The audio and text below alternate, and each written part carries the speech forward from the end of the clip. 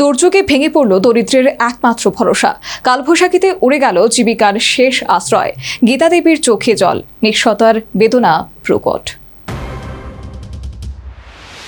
দুর্যোগ যখন নামে তখন সবচেয়ে বেশি আঘাত হানে অসহায় মানুষের জীবনে। সেই চিরচেনা বাস্তব আবারও সামনে এলো বিশ্রামগঞ্জে। প্রাথমিক স্বাস্থ্য কেন্দ্রের ক্যান্টিন চালিয়ে কোনো রকমের সংসার চালাতেন বৃদ্ধা গীতা দেবনাথ। সেই ছোট্ট ক্যান্টিনই ছিল তার বেঁচে থাকার একমাত্র ভরসা। মঙ্গলবার সকালে হঠাৎই কালবৈশাখীর ঝড়ে মুহূর্তের মধ্যে সব শেষ হয়ে গেল। প্রবল দমকা হাওয়ায় ভেঙে চুরমার হয়ে পড়ে ক্যান্টিনের কাঠামো, উড়ে যায় টিন, ভেঙে পড়ে দেওয়াল।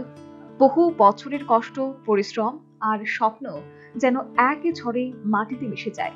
এমনকি তার বসত বাড়িতেও ক্ষতিগ্রস্ত।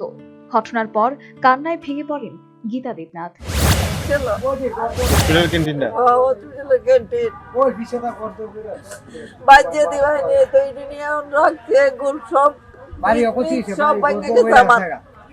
আমি কি কইরাম কই খারাপ কো আমার আর জায়গা না রে বাবুরে।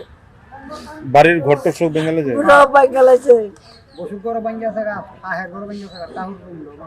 আমি যে কই কি খারাপ এমন এমন এমন কেমনে ভাঙছে কেমনে? তুফানে আজকে সকালে তুফানে। আপনার নাম? গীতা দেবনাথ। কি করেন আপনি? এই ক্যান্টিনে চালাইয়া খাই, আমি খাই, এইটাই আমার সম্বল।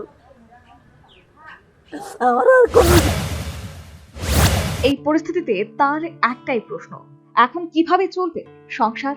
প্রতিদিনের অল্প আয়ে কোন রকমের দিন কাটাচ্ছিল, সেই পথটুকু বন্ধ হয়ে গেল এক ঝটকায়। স্থানীয়দের কথায় গীতা দেবী অত্যন্ত পরিশ্রমী মানুষ।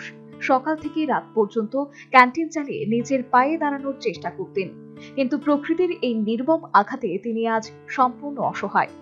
এলাকাবাসীর দাবি দ্রুত সরকারি সাহায্য পৌঁছে দিতে হবে তার কাছে, কারণ একটি ক্যান্টিন শুধুমাত্র দোকান নয়, এটি ছিল একটি পরিবারের বেঁচে থাকার শেষ আশ্রয়। এখন সেই আশ্রয় হারিয়ে অনিশ্চয়তায় অন্ধকারে দিন কাটাচ্ছে গীতা দেবনাথ।